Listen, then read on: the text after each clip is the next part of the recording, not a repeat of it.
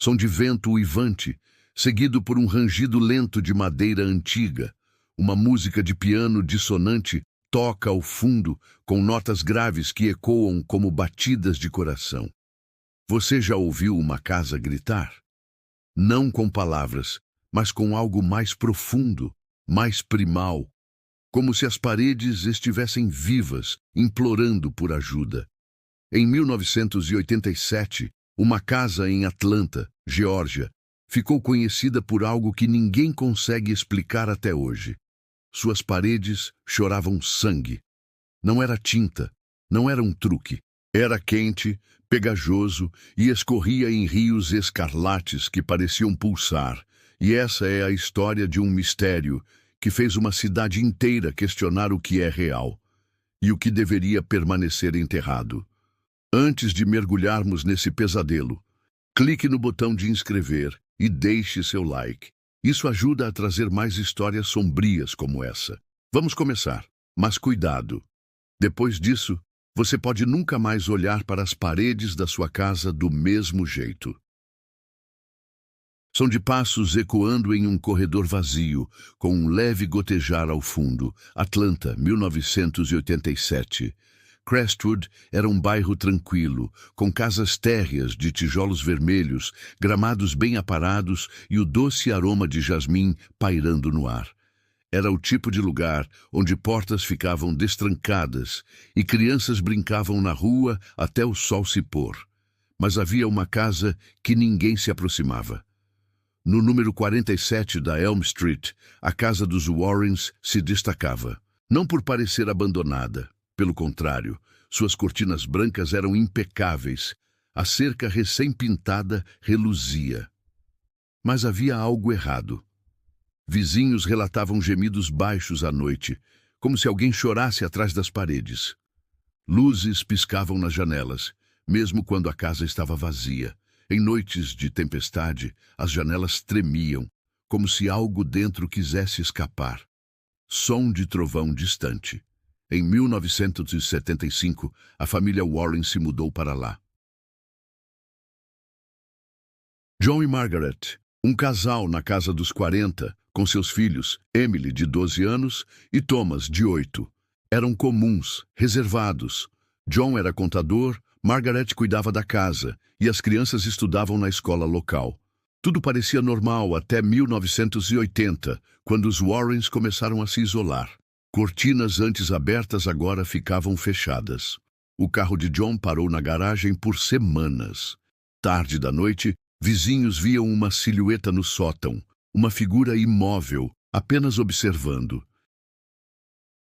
Som de respiração pesada, quase sufocada. Em 1982, eles desapareceram.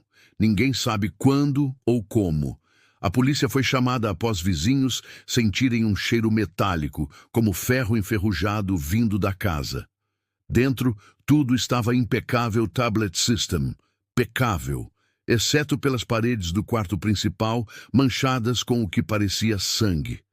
Não havia corpos, nem sinais de luta, apenas aquelas manchas vermelhas espalhadas como se alguém tivesse tentado pintar com as mãos. Testes confirmaram.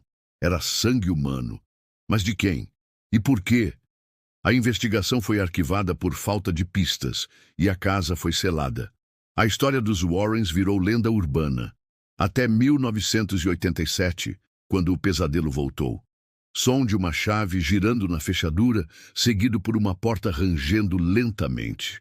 Michael Carter, um fotógrafo freelance de 29 anos, alugou a casa dos Warrens em 1987. Ele não acreditava em fantasmas ou lendas. Para ele, era só um imóvel barato, perfeito para seu estúdio fotográfico. Michael era cético, do tipo que ria de histórias de terror, convencido de que tudo tinha explicação lógica. Som de uma torneira pingando, ecoando em um silêncio opressivo. Mas na primeira noite, ele acordou com um calafrio. O ar estava pesado, como se a casa prendesse a respiração. Na cozinha, ele encontrou gotas vermelhas no chão, como pétalas caídas de uma flor morta. Ele limpou, pensando em tinta ou vazamento, mas o cheiro metálico grudava em suas narinas, como uma memória ruim.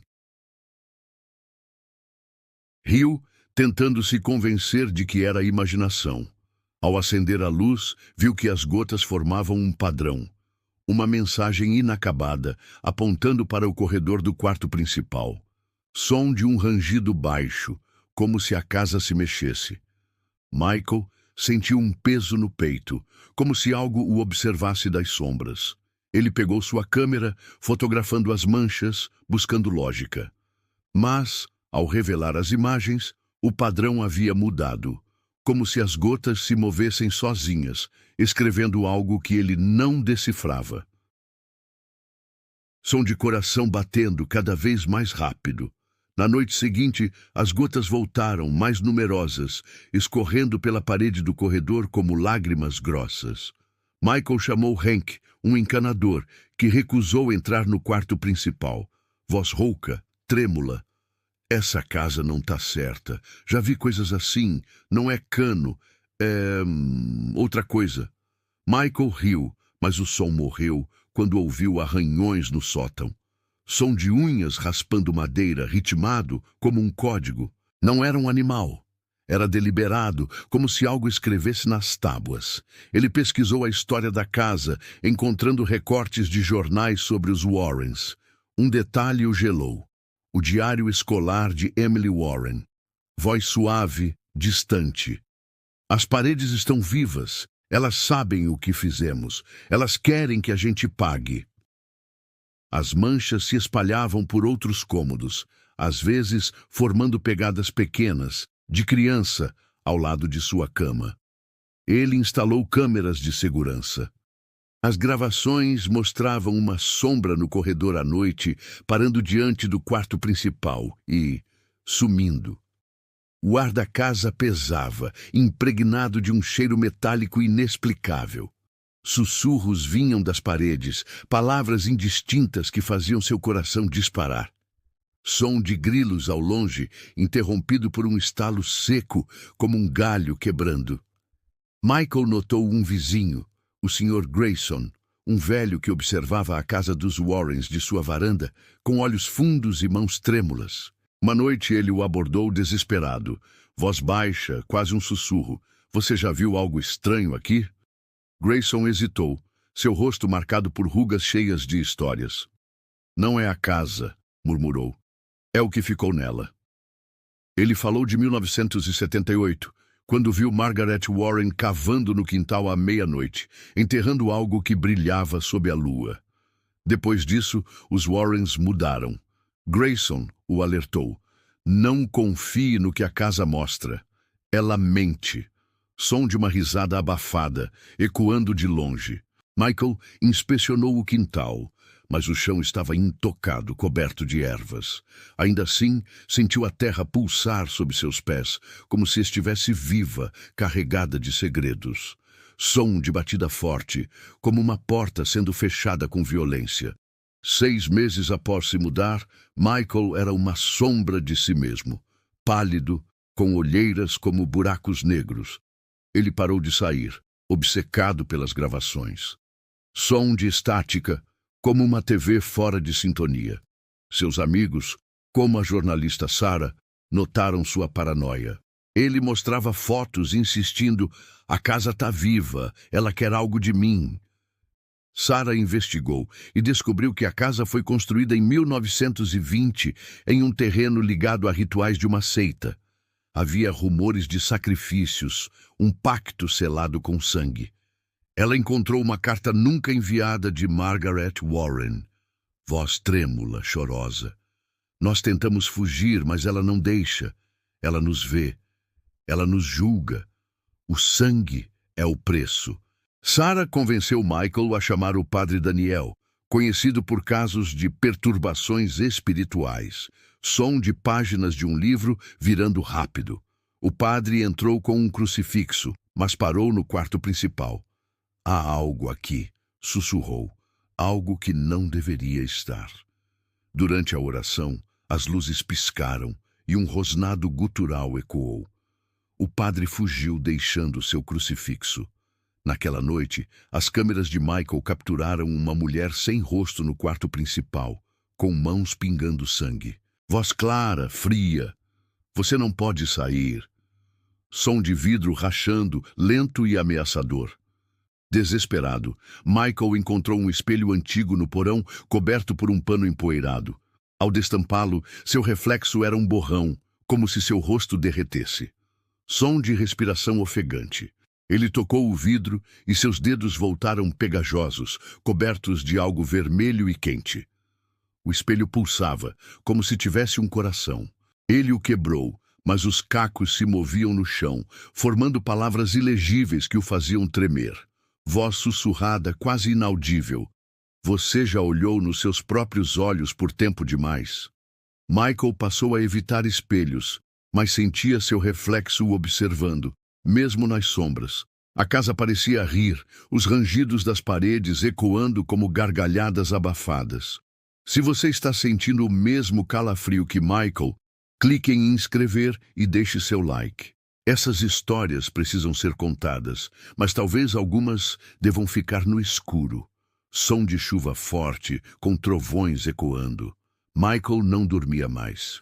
Ele revisava as gravações obsessivamente, ouvindo sussurros que agora formavam frases. Vozes de crianças, de uma mulher, de um homem, implorando, acusando. As manchas de sangue nas paredes formavam palavras. Culpa. Sangue. Fique. Ele decidiu explorar o sótão, o último lugar intocado. Som de passos subindo uma escada rangente. O ar era denso, com um fedor de mofo e ferro. Ele encontrou caixas, fotos rasgadas dos Warrens e um círculo de sangue seco no chão, com uma boneca de pano no centro, seus olhos costurados. Ao lado, um caderno de John Warren. Voz frenética. Nós fizemos um pacto. Ela prometeu nos proteger, mas o preço foi alto demais. O sangue nunca para. Ela nunca para. Michael sentiu uma presença. Som de lanterna piscando. Ele viu a mulher sem rosto, suas mãos pingando vermelho. A porta do sótão se fechou sozinha e as câmeras capturaram seus gritos. Eu não fiz nada! Porque eu! Voz feminina, clara. Por que você está aqui? Som de batidas frenéticas em uma porta trancada. Michael tentou fugir, mas a porta da frente não abria, como se a casa tivesse selado todas as saídas. Som de metal rangendo, como uma fechadura viva. As janelas pareciam inquebráveis, o vidro frio como gelo. O ar pesava, carregado com um zumbido baixo, como um enxame preso nas paredes. Algo tocou seu ombro, leve como dedos de criança. Som de risadinhas abafadas. Ele pegou um pé de cabra, mas o metal dobrou como borracha. No corredor, as manchas de sangue formaram uma nova palavra. Meu. A casa não era apenas um lugar. Era um predador, e Michael era a presa. Ele caiu de joelhos, sentindo as paredes se fecharem como uma gaiola viva. Som de vento uivante, com gotejamento ao fundo. A casa dos Warrens ainda está em Crestwood, selada após o desaparecimento de Michael. Vizinhos dizem que em noites de tempestade ouvem choros e veem sangue escorrendo pelas rachaduras externas. A polícia não encontrou respostas. As gravações de Michael circulam em fóruns obscuros, onde se debate se é real ou um hoax. Voz baixa, quase um sussurro. E se a casa for um espelho, refletindo o pior de quem entra? Os Warrens escondiam um segredo. Michael talvez também. E você? Pausa longa. O que suas paredes sabem? Som de um clique, como uma luz apagada. Comente. Você acha que isso é real? Já sentiu algo estranho em casa? Inscreva-se, ative o sininho e deixe seu like. Voz sussurrada. Tem certeza de que está sozinho agora? Som de silêncio absoluto, quebrado por um sussurro indistinto. Anos depois, adolescentes invadiram a casa, atraídos pela lenda. As paredes estavam limpas, mas uma garota, Lily, gravou algo com seu celular. Som de estática, seguido por um grito abafado. A gravação mostrava uma sombra no quarto principal, com olhos brilhantes. Ao tentar sair, O celular apagou e ela ouviu uma voz. Você trouxe algo novo. Som de passos rápidos, fugindo. Lily nunca voltou a Crestwood, mas diz sentir o cheiro de ferro em sua casa. A lenda da casa dos Warrens cresce, alimentada por sussurros que nunca cessam. Voz final, quase inaudível. Algumas portas, uma vez abertas, nunca se fecham.